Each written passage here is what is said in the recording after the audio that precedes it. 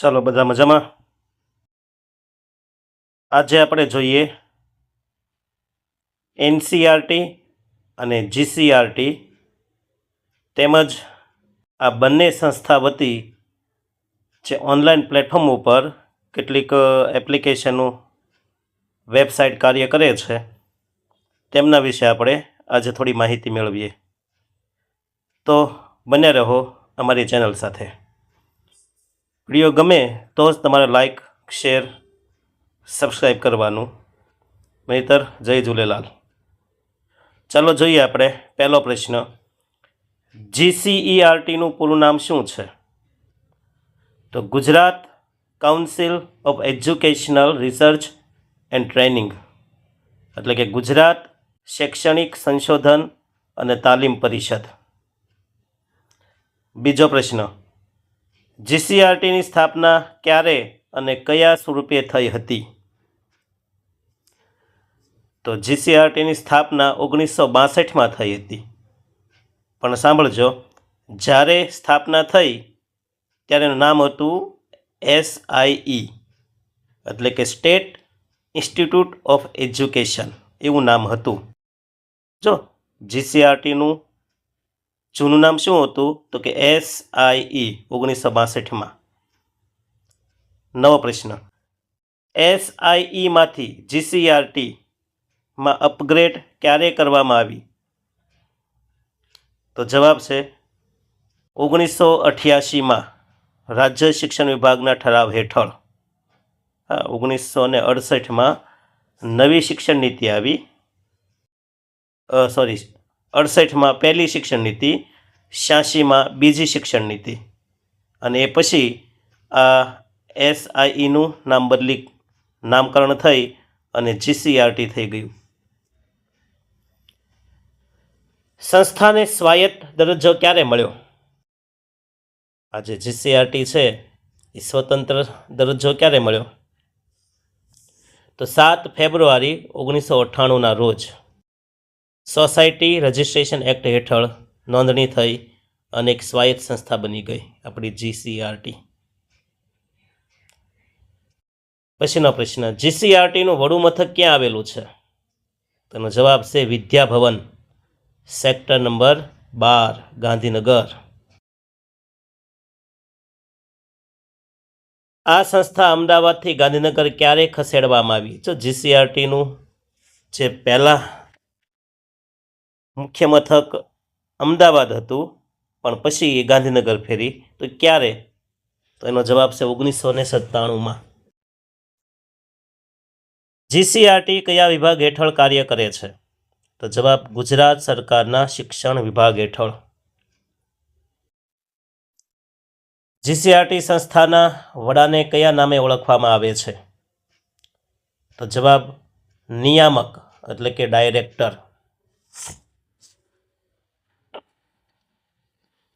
હવે જીસીઆરટી વિશે થોડીક વિગતે માહિતી, કાર્ય અને એની પ્રવૃત્તિ.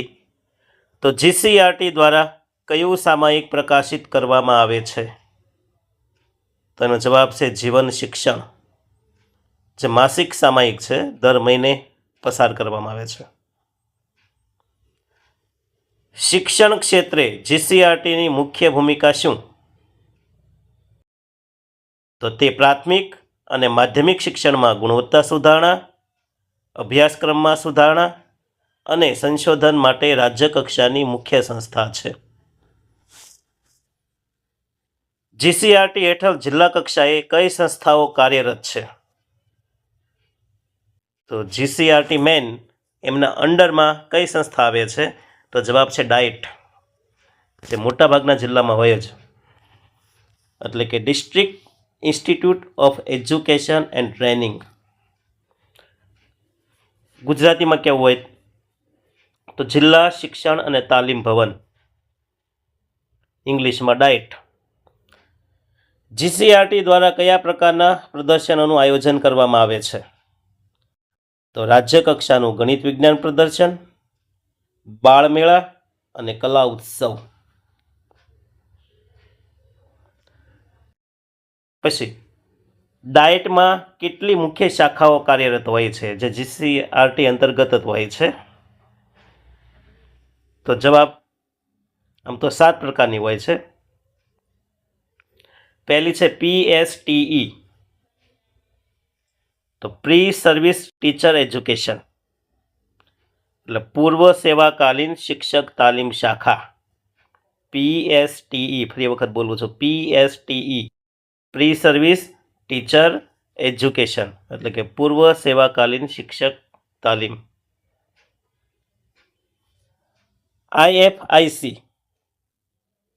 એનું પૂરું નામ છે in service programs field interaction and innovation coordination. IFICનું ફરી વખત પૂરું નામ બોલું, in service programs field interaction and innovation coordination, એટલે કે સેવાકાલીન તાલીમ, ક્ષેત્રીય આંતરક્રિયા અને નવીનતા સમન્વય શાખા. ત્રીજું છે DRU, ડિસ્ટ્રિક્ટ રિસર્ચ યુનિટ, એટલે કે જિલ્લા સ્ત્રોત શાખા, ખાસ કરીને જે અનૌપચારિક કે પ્રૌઢ શિક્ષણ આપવા માટે આ જાણીતી છે DRU સંસ્થા. પછી P&M, એટલે કે પ્લાનિંગ એન્ડ મેનેજમેન્ટ સંસ્થા, તો કે આયોજન અને સંચાલનની આ શાખા છે. પછી ET, એજ્યુકેશનલ ટેકનોલોજી,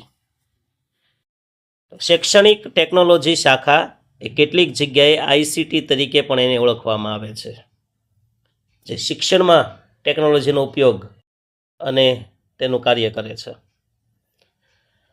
WE, એટલે કે વર્ક એક્સપિરિયન્સ, કાર્ય અનુભવ શાખા છે.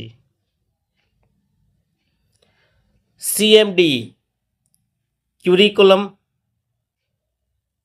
મટીરિયલ ડેવલપમેન્ટ એન્ડ ઇવોલ્યુશન, એટલે કે અભ્યાસક્રમ, સાહિત્ય નિર્માણ અને મૂલ્યાંકન શાખા છે. ઇવેલ્યુશન એટલે મૂલ્યાંકન, મટીરિયલ ડેવલપમેન્ટ એટલે સાહિત્ય નિર્માણ, ક્યુરિક્યુલમ એટલે અભ્યાસક્રમ. હવે જોઈએ આપણે નવો મુદ્દો. અહીંયા ડાયટનું આપણે પૂરું કરીએ, નવા વિભાગ, ડાયટના તમામ વિભાગ. હવે સરકારી શૈક્ષણિક પોર્ટલ, એટલે કે ગવર્મેન્ટ પોર્ટલ આપણે જોવાનું છે. તો એમાં છે GCRT, એટલે કે Gujarat council of educational research and training, એટલે કે પ્રાથમિક શિક્ષણના પાઠ્યપુસ્તકો, શિક્ષક તાલીમ અને શૈક્ષણિક સંશોધન માટેની આ મુખ્ય સંસ્થા છે. 3 વસ્તુ છે જો GCRTના: પાઠ્યપુસ્તક નિર્માણ, શિક્ષકોને તાલીમ અને શૈક્ષણિક સંશોધન. હવે એમાં જોઈએ આપણે દીક્ષા પોર્ટલ. તો પહેલાં તો દીક્ષાનું પૂરું નામ જોઈએ આપણે. તો D એટલે ડિજિટલ, I એટલે ઇન્ફ્રાસ્ટ્રક્ચર, K એટલે નોલેજ અને SHA એટલે શેરિંગ. આ એક રાષ્ટ્રીય પોર્ટલ પર ગુજરાત બોર્ડના પાઠ્યપુસ્તકો QR કોડ સ્કેન કરી અને ડિજિટલ સ્વરૂપે અને વિડીયો લેક્ચર સાથે ઉપલબ્ધ છે.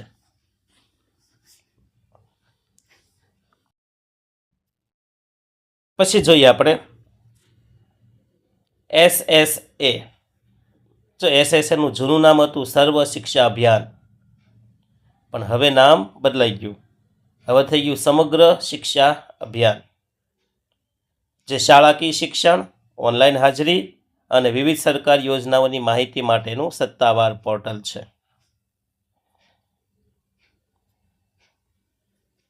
પછી ગુજરાત વર્ચ્યુઅલ શાળા.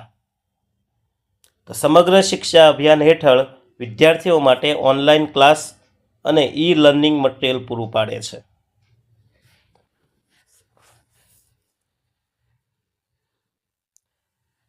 પછી આવશે KCG, એટલે કે નોલેજ કન્સોર્ટિયમ ઓફ ગુજરાત. ઉચ્ચ શિક્ષણના વિદ્યાર્થીઓ માટે શિષ્યવૃત્તિ અને સંશોધનલક્ષી માહિતી માટે ઉપયોગી છે આ સંસ્થા. હવે મુખ્ય જોઈએ આપણે સરકારી પોર્ટલ. તો શિક્ષણ વિભાગ જે એજ્યુકેશન ડિપાર્ટમેન્ટ છે, ગુજરાત સરકારના શિક્ષણ વિભાગની મુખ્ય વેબસાઇટ, જ્યાં તમામ શૈક્ષણિક ઠરાવો, પરિપત્ર અને યોજનાઓની માહિતી છે, ખાસ કરીને જીએસસીબી. સમગ્ર શિક્ષા આપણે જોઈએ તો હમણાં જ જોયું, SSA એટલે કે સર્વ શિક્ષાની જગ્યાએ શું થઈ ગયું? સમગ્ર શિક્ષા અભિયાન.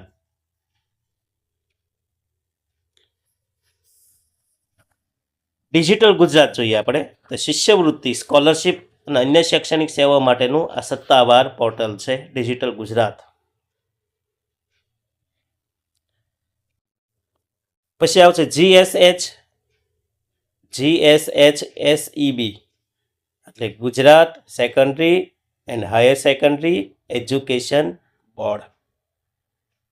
પહેલો G એટલે ગુજરાત, બીજો પહેલો S એટલે સેકન્ડરી, H એટલે હાયર, પાછો S એટલે સેકન્ડરી, હાયર સેકન્ડરી, E એટલે એજ્યુકેશન, B એટલે બોર્ડ. મતલબ કે HS એટલે કે હાયર સેકન્ડરી. આ વેબસાઇટ છે ને એ બોર્ડની પરીક્ષાઓ 10 અને 12નું જે બોર્ડનું રિઝલ્ટ આવે ને એના પરિણામો જાહેર કરવા, એનું રજિસ્ટ્રેશન અને કેટલાક ઠરાવો નવા અપડેટ આ વેબસાઇટ ઉપર આવે છે. પછી GCRT ગુજરાત શૈક્ષણિક સંશોધન તાલીમ પરિષદ, જે અભ્યાસક્રમમાં સુધારા, સંશોધન, પાઠ્યપુસ્તકની માહિતી માટે છે. પછી આવશે રાજ્ય પરીક્ષા board SEB, state examination board કહેવાય, SEB. હવે SEB કઈ કઈ પરીક્ષાઓ લે છે? તો ટેટની, ટાટ, NMMS જેવી શિષ્યવૃત્તિ અને શિક્ષક યોગ્યતા કસોટીઓ માટે છે.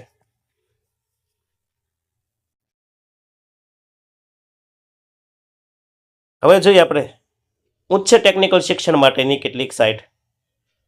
તો જોઈએ જીકાસનું ફૂલ ફોર્મ છે ગુજરાત કોમન એડમિશન સર્વિસ, જે સરકારી યુનિવર્સિટીઓમાં સ્નાતક એટલે કે UG અને અનુસ્નાતક એટલે કે PG, UG એટલે અંડર ગ્રેજ્યુએશન, PG એટલે પોસ્ટ ગ્રેજ્યુએશન, આ એમના માટેનું એક સેન્ટ્રલાઇઝ પોર્ટલ છે. ટેકનિકલ શિક્ષણ નિયામકની કચેરી DTE, જે એન્જિનિયરિંગ, ડિપ્લોમા અને અન્ય ટેકનિકલ કોર્સની માહિતી આપે છે. તો DTE શું માહિતી આપે છે? એન્જિનિયરિંગ, ડિપ્લોમા અને ટેકનિકલ કોર્સની માહિતી આપશે. KCG નોલેજ કન્સર્ટમ ઓફ ગુજરાત એટલે કે કોલેજ શિક્ષણમાં ગુણવત્તા અને નવીનતા માટેનું નોડલ એજન્સી છે. હવે આવશે ગુજરાત સરકારની કેટલીક એપ્સ. તો પહેલું છે જી શાળા, એનું પૂરું નામ છે Gujarat students holistic adaptive learning app. હવે આ જી શાળા છે ને એ ધોરણ 1 થી 12ના વિદ્યાર્થીઓ માટે GSEB અભ્યાસક્રમ મુજબનું 2D 3D ઈ કન્ટેન્ટ અને વિડીયો પૂરા પાડે છે. આપણે જી શાળા છે ને એ ઓનલાઈન માધ્યમ છે. 2D 3Dમાં ઈ કન્ટેન્ટની અંદર આપણે વિડીયો પૂરા પાડે છે ધોરણ 1 થી લઈને 12 સુધી. ફરી વાર જો જી શાળા Gujarat students holistic adaptive learning app 1 થી 12 માટે વિડીયો આપને પૂરા પાડે છે. પછી છે ઓનલાઈન અટેન્ડન્સ એટલે કે શિક્ષકો અને વિદ્યાર્થીઓ માટે તમને ખબર સ્ટાફને હવે ઓનલાઈન હાજરી પૂરવામાં આવે છે. તો એના માટે છે આપણે એપ છે SSA એટલે કે સમગ્ર શિક્ષા અભિયાન, અથવા એક બીજી પણ છે સ્વિપચેટ, એમાં પણ વિદ્યાર્થી અને શિક્ષકોને ઓનલાઈન હાજરી પૂરવામાં આવે છે અને મધ્યાહન ભોજનની હાજરી પણ પૂરાય છે. હવે ભારત સરકારની આપણે મુખ્ય એપ્લિકેશન જોઈએ તો પહેલી છે દીક્ષા. તો આ ભારતની સૌથી મોટી શૈક્ષણિક એપ છે. તે 36થી વધુ ભાષાઓમાં, ગુજરાતી સહિત 36થી વધુ ભાષાઓમાં પાઠ્યપુસ્તકો, વિડીયો અને ક્વિઝ પૂરી પાડે છે આપણે દીક્ષા. પછી બીજી છે ઈ પાઠશાલા. તો NCERT દ્વારા વિકસિત આ એપમાં ધોરણ 1 થી 12ના તમામ પુસ્તકો ઈ બુક સ્વરૂપે ઓડિયો અને વિડીયો સાથે ઉપલબ્ધ છે. લ્યો,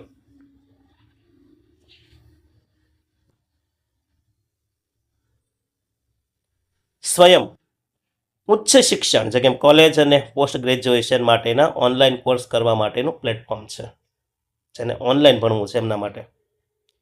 ઉમંગ એક જ એપમાં વિવિધ સરકારી સેવાઓ સાથે શિક્ષણ બોર્ડના પરિણામો અને અન્ય શૈક્ષણિક સુવિધાઓ મેળવી શકાય છે. જી શાળામાં આપણે જોઈ, પણ ફરી વખત જોઈએ આપણે, ભૂલાઈ ન જાય એટલે, કે એનું પૂરું નામ છે Gujarat students holistic adaptive learning app. આ શું છે તો કે ગુજરાત સરકારનું ઈ લર્નિંગ પ્લેટફોર્મ છે. ઉપયોગ ક્યાં થાય? ધોરણ 1 થી 12ના વિદ્યાર્થી માટે. એનિમેટેડ વિડીયો હોય 2D 3Dના, દરેક પાઠ પછી સેલ્ફ એસેસમેન્ટ ટેસ્ટ હોય, અને તે ઇન્ટરનેટ વગર પણ વાપરી શકાય તેવું ઓફલાઈન કન્ટેન્ટ માળખું છે.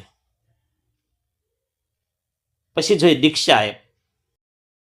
તો આ ભારત સરકારનું રાષ્ટ્રીય પોર્ટલ છે જે સૌથી મોટું છે. શું કામમાં આવે? તો QR કોડ સ્કેનિંગ. પાઠ્યપુસ્તકમાં આપેલા QR કોડ સ્કેન કરવાથી સીધા જ તેના પાઠના વિડીયો આપને મટીરિયલ રૂપે ખુલે છે. હવે જોઈએ શિક્ષક તાલીમ માટે ઘણા બધા કોર્સ હોય છે. એમાં છે નિષ્ઠા. કઈ આવશે? નિષ્ઠા. આ પ્લેટફોર્મ પર ચાલે છે. બહુવિધ ભાષાઓમાં એ કન્ટેન્ટ ઉપલબ્ધ છે. પછી ઈ પાઠશાલા એપ પણ છે, પોર્ટલ પણ છે. તો જોઈએ કે NCERT અને કેન્દ્રીય શિક્ષણ મંત્રાલય દ્વારા એ વિકસિત થયેલું છે. એનો ઉપયોગ શું થાય? તો કે ડિજિટલ ટેક્સ્ટ બુક્સ ધોરણ 1 થી 12ના તમામ પુસ્તકો NCERTના ફ્રીમાં ડાઉનલોડ કરી શકે છે. પુસ્તકોને ફ્લિપ બુક, પુસ્તકના પાના ફેરવતા હોય તેવા સ્વરૂપે વાંચી શકાય. શિક્ષકો, વિદ્યાર્થીઓ અને વાલીઓ ત્રણેય માટે અલગ સેક્શન છે. બહુ ગજબની એપ્લિકેશન છે. નામ છે ઈ પાઠશાલા. પછી ડિજિટલ ગુજરાત આપણે જોઈએ તો ગુજરાત સરકારનું વન સ્ટોપ સ્કોલરશિપ પોર્ટલ છે. ઉપયોગ જોઈએ એનો ડિજિટલ ગુજરાતનો.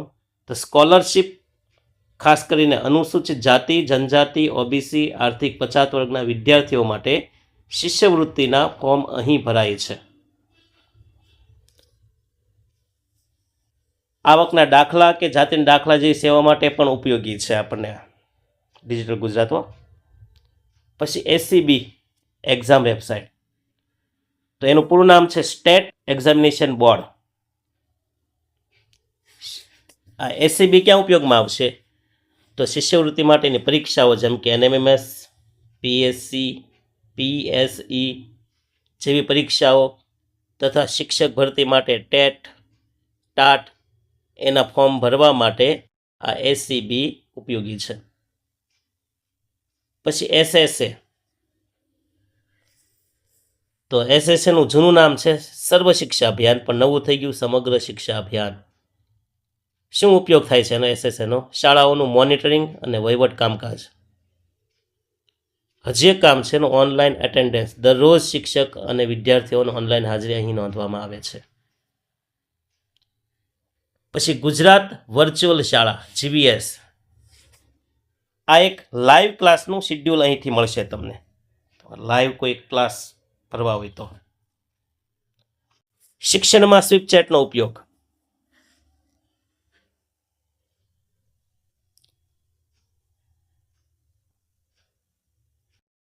તો વિદ્યા સમીક્ષા કેન્દ્ર એટલે કે VSKનું સંચાલન. ગુજરાતમાં દેશનું પ્રથમ વિદ્યા સમીક્ષા કેન્દ્ર સ્થાપવા માટે સ્વીપ ચેટનો ઉપયોગ કરવામાં આવ્યો હતો.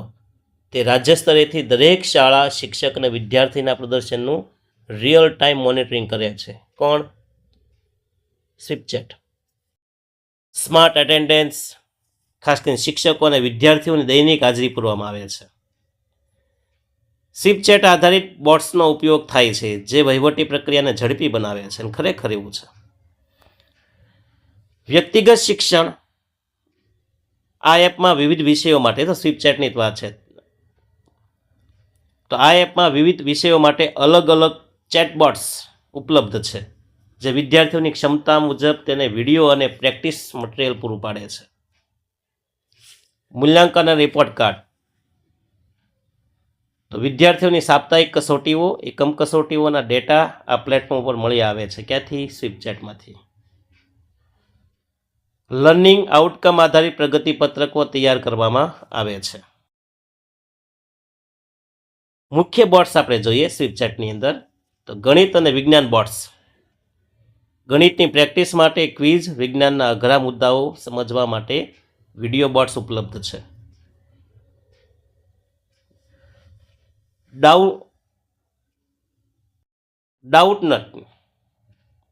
ડાઉટનટ બોર્ડ એટલે વિદ્યાર્થીઓના પોતાના પ્રશ્નનો ફોટો પાડીને બોર્ડ પર મોકલે તો તેને ત્વરિત વિડીયો સોલ્યુશન મળી રહે છે.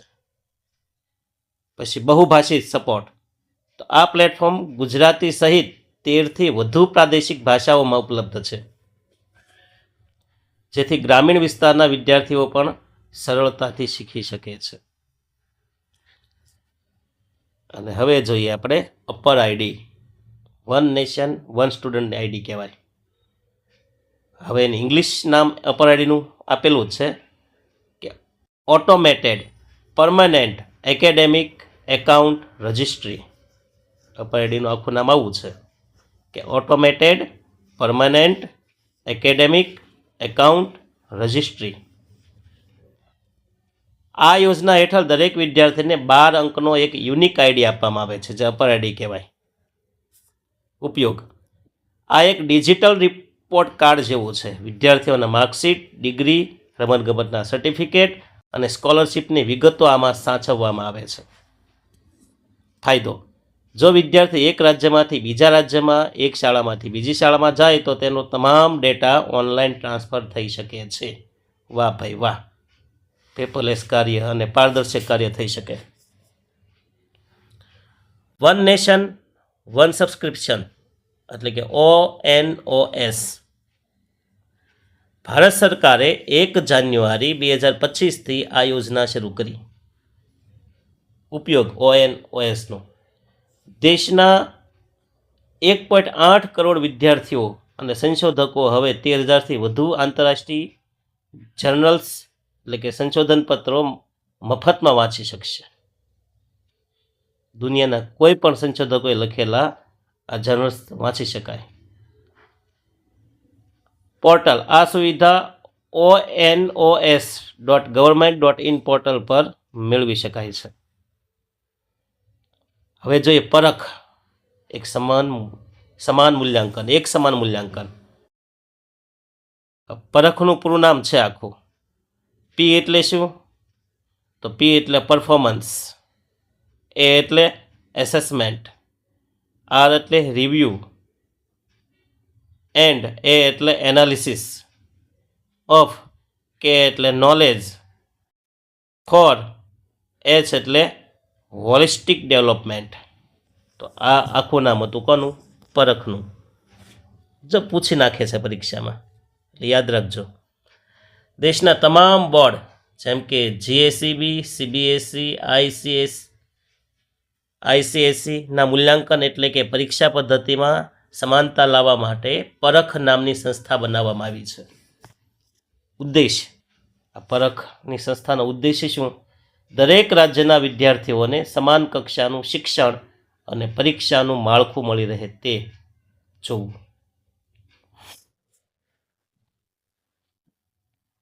હવે જોઈએ દીક્ષા. ફરી વખત આપણે તો દીક્ષા એક રાષ્ટ્ર એક ડિજિટલ પ્લેટફોર્મ છે. એક રાષ્ટ્ર એક ડિજિટલ પ્લેટફોર્મ, અલગ અલગ નહીં.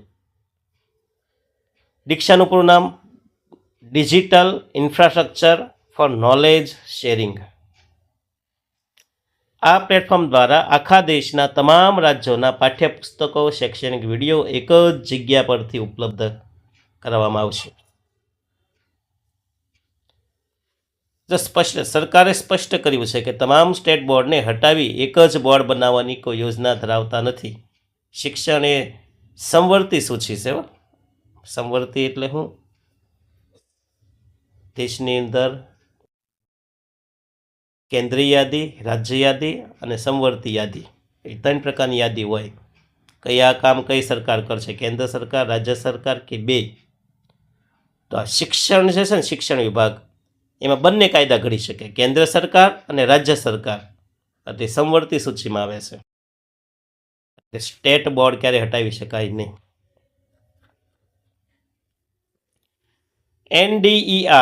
NDEAR national digital education architecture. તો આ એક ડિજિટલ માળખું છે જે આખા દેશની શિક્ષણ પ્રણાલીને એક સાથે જોડે છે. એક સાથે.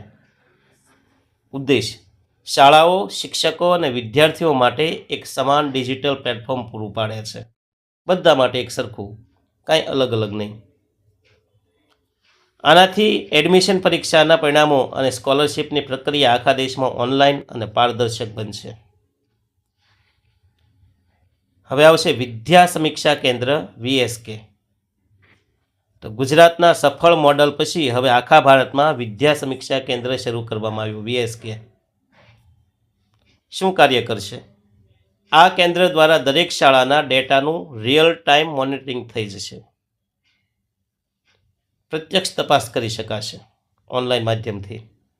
ટ્રેકિંગ વિદ્યાર્થીઓની હાજરીથી લઈને તેમના લર્નિંગ આઉટકમ્સ, શીખવાની ક્ષમતા સુધીની તમામ વિગતો એક જ ડેશબોર્ડ ઉપર જોઈ શકાશે. અને એ છે VSK એટલે કે વિદ્યા સમીક્ષા કેન્દ્ર. હવે જો આપણે એક ભારત શ્રેષ્ઠ ભારત, જે શૈક્ષણિક વિનિમય છે તેની વાત, તો આ યોજના હેઠળ અલગ અલગ રાજ્યોની શાળાઓ વચ્ચે સાંસ્કૃતિક અને શૈક્ષણિક આદાન પ્રદાન થાય છે. ભાષા સંગમ, જો વિદ્યાર્થીઓને ભારતની 22 અધિકૃત ભાષાઓના પાયાના વાક્યો શીખવવામાં આવે છે. ઉદ્દેશ વિદ્યાર્થીઓ દેશની વિવિધતા અને અન્ય રાજ્યોની સંસ્કૃતિ વિશે જાણે, એટલા માટે આ કામ કર્યું છે. પછી છે PM શ્રી સ્કૂલ્સ. હમણાં તે કેનીની એક્ઝામની, કેળવણી નિરીક્ષકની એક્ઝામની અંદર આ પ્રશ્ન આવ્યો કે PM શ્રીનું પૂરું નામ જણાવો. તો PM શ્રી સ્કૂલ હતું, PM શ્રી સ્કૂલ્સ હતું. તમે S આવે છે, તો ઘણા પાછી ભૂલ કરી છે. કેન્દ્ર સરકારે આખા દેશમાં 14,500થી વધુ શાળાઓને PM શ્રી તરીકે અપગ્રેડ કરી છે. આંકડો યાદ રાખવા જેવો કે PM શ્રી સ્કૂલ કેટલી છે? 14,500થી વધુ. આ શાળાઓ NEP 2020ના અમલીકરણ માટે મોડેલ સ્કૂલ તરીકે કામ કરશે. અહીં સ્માર્ટ ક્લાસરૂમ હશે, આધુનિક લેબ, પર્યાવરણને અનુકૂળ કેમ્પસ વગેરે સુવિધા આ PM શ્રી સ્કૂલની અંદર હશે. પછી જોઈએ આપણે ABC academic bank of credits. આ કોલેજ અને યુનિવર્સિટીના વિદ્યાર્થી માટે છે. ABC કોના માટે છે? નાના બાળકો માટે કે ABCD છે, પણ આ ABCD નહીં, કોલેજ અને યુનિવર્સિટીના વિદ્યાર્થી માટે આ કામની છે. વિદ્યાર્થી જે પણ કોર્સ પૂરો કરે તેના ક્રેડિટ્સ આ ડિજિટલ બેંકમાં જમા થાય છે, સર્ટિફિકેટ બધા. ફ્લેક્સિબિલિટી, જો કોઈ વિદ્યાર્થી અડધેથી કોલેજ છોડે, થોડા વર્ષ પછી ફરી શરૂ કરવા માંગે તો તેના જૂના ક્રેડિટ્સનો ઉપયોગ કરી તે આગળ વધી શકે છે. બહુ સારું કામ છે ભાઈ. ભારતીય ભાષાના પુસ્તક યોજના, એટલે કે પ્રાદેશિક ભાષાઓમાં ડિજિટલ પાઠ્યપુસ્તકો ઉપલબ્ધ કરાવવા માટે આ નવી યોજના અમલમાં મુકાઈ. SOAR પહેલ, શાળાઓમાં આર્ટિફિશિયલ ઇન્ટેલિજન્સી એટલે કે AI સાક્ષરતા લાવવા માટે SOAR એટલે કે skilling for AI readiness programme launch કર્યો છે. જો SOARનું પૂરું નામ તો skilling for AI readiness.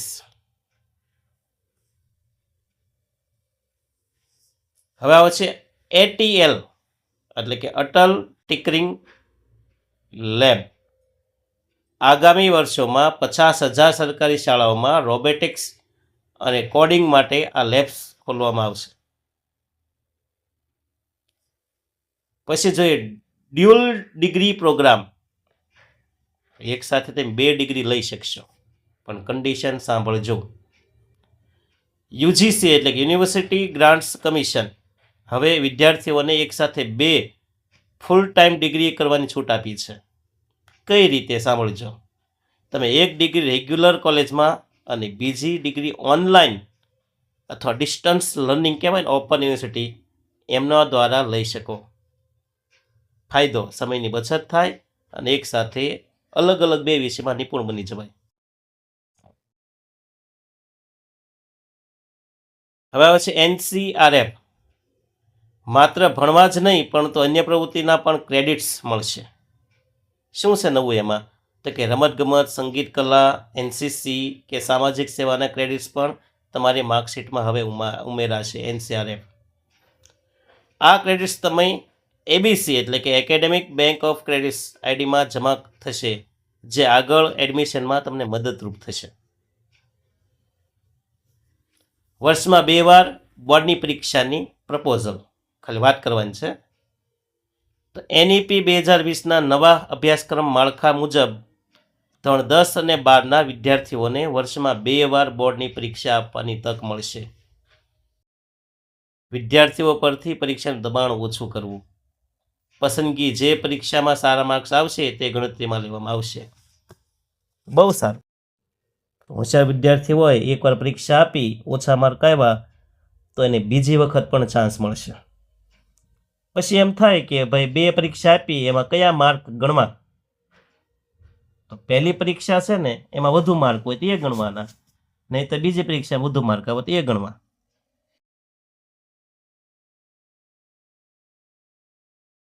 AI અને રોબોટિક્સ.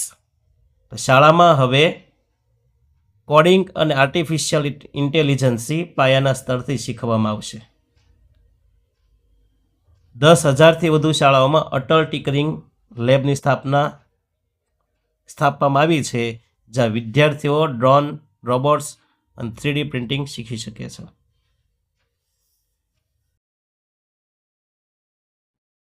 હવે આપણે જોવાનું છે NCERT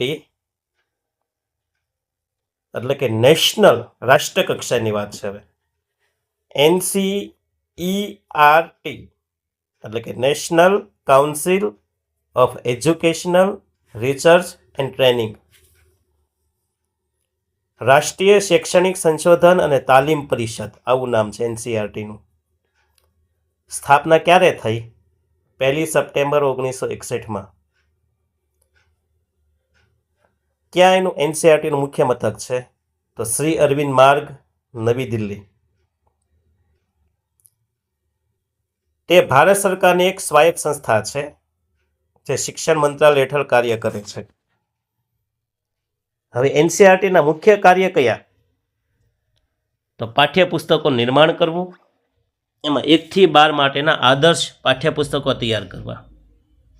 ગુજરાતમાં પણ જો હવે ઘણા બધા NCERTના પુસ્તક આવી ગયા, ખાસ કરીને અંગ્રેજી, ગણિત વગેરેના. શિક્ષણ નીતિમાં મદદ. કેન્દ્ર અને રાજ્ય સરકારોને શિક્ષણની ગુણવત્તા સુધારવા માટે સલાહ અને સહાય આપશે. સંશોધનનું કામ કરશે. શિક્ષણ ક્ષેત્રે નવા પ્રયોગો અને સંશોધનો કરવા. શિક્ષક તાલીમ. શિક્ષકો માટે આધુનિક તાલીમ કાર્યક્રમો અને મોડ્યુલ્સ તૈયાર કરવા.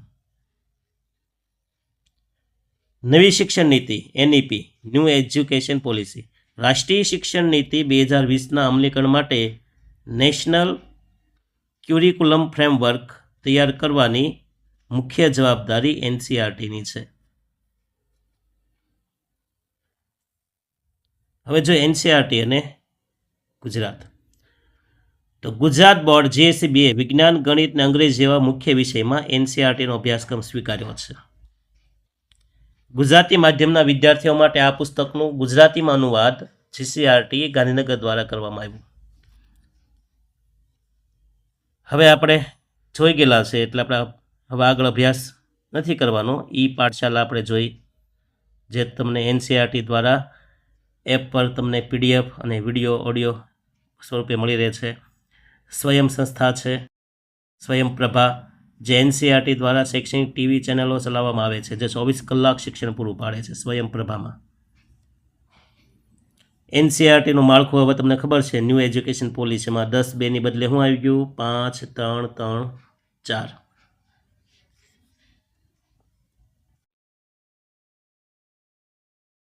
NEP 2020ના વિઝનને સાકાર કરવા માટે એનસીઆરટીએ નવો અભ્યાસક્રમ NCF SE 2023 તૈયાર કર્યો છે, જે ગોખણપટ્ટીના બદલે કૌશલ્ય અને સમજણ પર ભાર મૂકશે. પછી AI અભ્યાસક્રમ 2027થી શાળાઓમાં નવો આર્ટિફિશિયલ ઇન્ટેલિજન્સી અભ્યાસક્રમ લાગુ કરવામાં આવશે. ક્યારથી? 2027. પછી વ્યાવસાયિક શિક્ષણ વોકેશનલ એજ્યુકેશન, જે ધોરણ 6થી વિદ્યાર્થીઓમાં વિવિધ કૌશલ્ય વ્યવસાયલક્ષી તાલીમ મળી રહે તેવો આયોજન કરવામાં આવ્યું છે.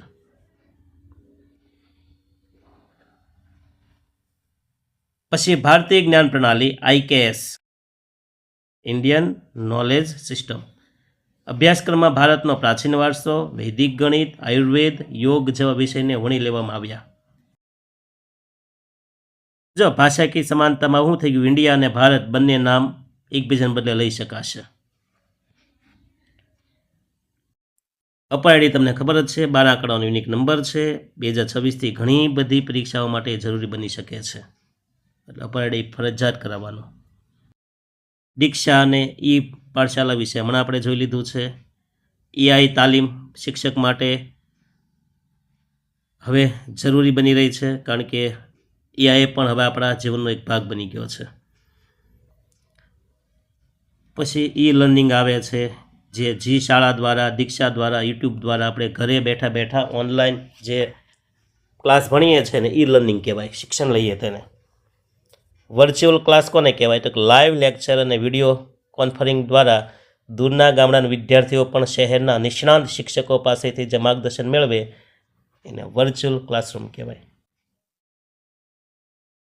વિઝ્યુઅલ અને એનિમેટેડ કન્ટેન્ટ 2D અને 3D, તો વિજ્ઞાનના અઘરા પ્રયોગો કે ભૂગોળના મુદ્દાઓ એનિમેશન દ્વારા સરળતાથી સમજી શકાય. સ્માર્ટ બોર્ડ આવી ગયા છે.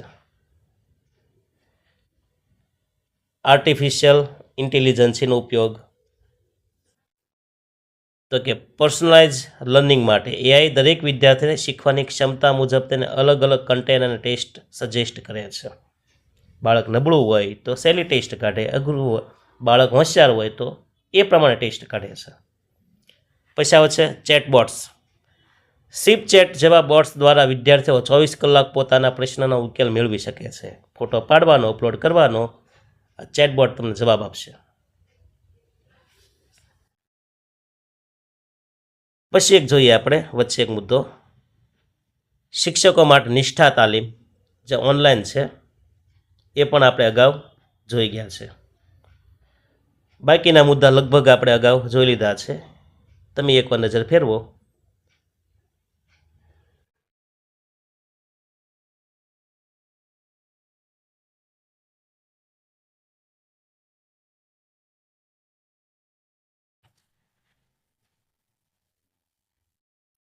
જો લર્નિંગ મેનેજમેન્ટ જો LMS, તો ગૂગલ ક્લાસરૂમ આવી ગયા છે, માઇક્રોસોફ્ટ ટીમ્સ આવી ગઈ, ખબર છે ને? હવે લાઈવ તમે ઘરે બેઠા પણ શિક્ષક બોલતા હોય જોઈ શકો, સાંભળી શકો. શિક્ષકો હોમવર્ક આપવા, ટેસ્ટ લેવા, સ્ટડી મટીરિયલ શેર કરવા માટે આ પ્લેટફોર્મનો ઉપયોગ કરે છે. કેન્દ્રિત ડેટા, વિદ્યાર્થીના વર્ષ દરમિયાન તમામ અસાઇનમેન્ટ એક જ જગ્યાએ ડિજિટલ રૂપે સચવાઈ રહે છે. ગેમિફિકેશન, આ જાણવા જેવું, રમત સાથે ભણતર, એની ગેમિફિકેશન કહેવાય. શૈક્ષણિક ક્વિઝ, જો આ પ્રશ્ન પૂછાઈ ગયેલો છે. શૈક્ષણિક ક્વિઝ માટે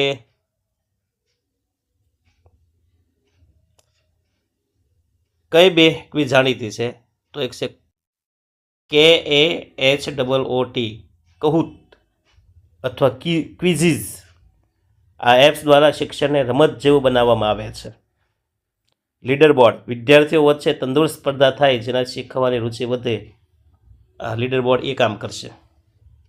હાઇબ્રિડ શિક્ષણ, એમાં જોઈએ બ્લેન્ડેડ લર્નિંગ, અડધું શિક્ષણ વર્ગખંડમાં અને અડધું ઓનલાઈન, આને શું કહેવાય? Hybrid blended learning. Flip classroom, વિદ્યાર્થીઓ ઘરેથી વિડીયો જોઈને ટોપિક સમજી આવે છે અને ક્લાસમાં માત્ર તેના પર ચર્ચા કે પ્રયોગ કરવામાં આવે, ફ્લિપ ક્લાસરૂમ કહેવાય. Special education and technology. તો દિવ્યાંગ વિદ્યાર્થીઓ માટે, જે વિદ્યાર્થીઓ જોઈ કે સાંભળી શકતા નથી, તેમના માટે ટોકિંગ બુક્સ અને બ્રેલ સોફ્ટવેર ટેકનોલોજી દ્વારા ઉપલબ્ધ છે. સ્પીચ ટુ ટેક્સ્ટ, બોલીને ટાઈપ કરવાની સુવિધાથી લખવામાં તકલીફ અનુભવતા બાળકો પણ પરીક્ષા આપી શકે છે. ડિજિટલ ડિગ્રી, હવે ઘણી યુનિવર્સિટીઓ બ્લોકચેઇન ટેકનોલોજીનો ઉપયોગ કરી ડિગ્રી આપે છે, જેથી નકલી માર્કશીટ બનાવવાનું અશક્ય બને છે. વેરિફિકેશન, એમ્પ્લોયર્સ એટલે નોકરી આપનાર QR કોડ સ્કેન કરી તરત જ માર્કશીટ સાચી છે કે નહીં તે જાણી શકે છે. અને જોઈએ MOOCs, massive open online courses. તો કે આ કોર્સ ઉડેમી કે ભારત સરકારનું સ્વયં પોર્ટલ કોઈપણ વયની વ્યક્તિને નવું કૌશલ્ય શીખવા માટે પ્લેટફોર્મ પૂરું પાડે છે. પછી AI વિશે જોયું આપણે, વર્ચ્યુઅલ રિયાલિટી, એનિમેટેડ રિયાલિટી જોઈ આપણે, VR AR. પુસ્તકોમાં દીક્ષા બહુ સારું કામ કરે, 3D 2G, જે કંઈ વિડીયો જોવો હોય.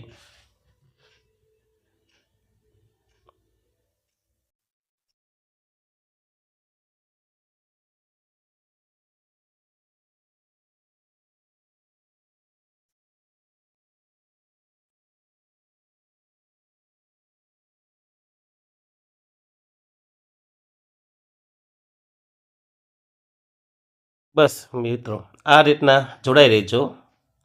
હજી પણ થોડુંક વ્યવસ્થિત આવશે, થોડોક સમય લાગશે. હવે જેમ પરીક્ષા નજીક આવશે એમ મેન ટોપિક પાછા હાઇલાઇટ થતા જશે. હજી આપણે થોડીક વાર છે એટલે થોડી ડીપમાં જઈએ છીએ, પછી પ્રશ્ન સ્વરૂપે પણ આવશે. જોડાઈ રહેજો મારી ચેનલ સાથે.